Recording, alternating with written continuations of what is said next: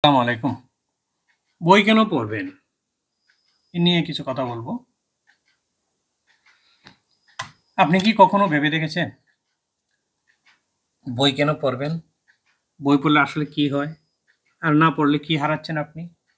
আজ জানবো বই পড়ার ১০ টি কারণ, যা আপনার বই সম্পর্কে ধারণা একেবারে বদলে দেবে।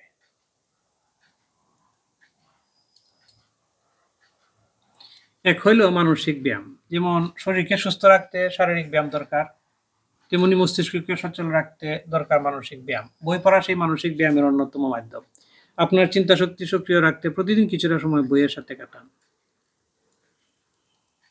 মানসিক চাপ কমায়। ব্যক্তিগত, পারিবারিক বা কর্মজীবনে সব চাপ এক মুহূর্তে দূরে চলে যায় যখন আপনি একটা ভালো বইয়ের জগতে হারিয়ে যান। একটি বই আপনাকে নিয়ে যেতে পারে এমন এক জগতে যেখানে নেই দুশ্চিন্তা, নেই ক্লান্তি, শুধু প্রশান্তি। জ্ঞানের ভান্ডার বৃদ্ধি। জ্ঞান এমন এক সম্পদ যা কখনো হারায় না। চাকরি, অর্থ, সম্পত্তি সব হারাতে পারেন, কিন্তু অর্জিত জ্ঞান চিরকাল আপনার সঙ্গী হয়ে থাকে। আর সেই জ্ঞান অর্জনের সবচেয়ে সহজ উপায় বই পড়া। শব্দ ভান্ডার সমৃদ্ধ করে। যত পড়বেন তত নতুন শব্দ শিখবেন, ভালো যোগাযোগ দক্ষতা গড়ে ওঠে, আর আপনি হয়ে উঠবেন সবার থেকে আলাদা। কারণ আপনার মনের ভাব প্রকাশ করতে সঠিক শব্দ চয়নটা ইম্পর্টেন্ট। স্মৃতিশক্তি বাড়ায়। বই পড়তে পড়তে আমাদের মস্তিষ্ক নতুন তথ্য মনে রাখে। প্রতিটি চরিত্র, পটভূমি, ঘটনার বিবরণ আমাদের স্মৃতিশক্তিকে করে তোলে আরো তীক্ষ্ণ, আরো শক্তিশালী। শুধু দর্শক, চিন্তাশক্তি উন্নত করে। বই পড়ার সময় আমরা নানা ঘটনার বিশ্লেষণ করি, ভাবি, সমাধান খুঁজি। এভাবেই গড়ে ওঠে ক্রিটিক্যাল থিংকিং। যা আজকের পৃথিবীতে সবচেয়ে মূল্যবান দক্ষতা হচ্ছে ক্রিটিক্যাল থিংকিং, ইনোভেশন আইডিয়া।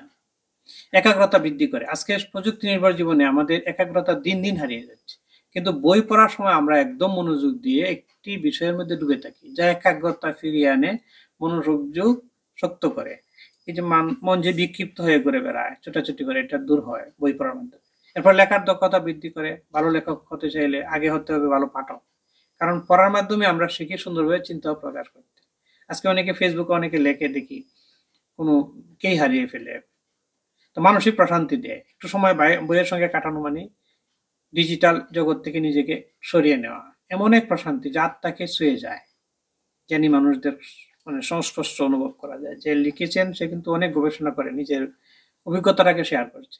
তো বিনোদনের সর্বোত্তম মাধ্যম কিন্তু সবশেষে এই বই।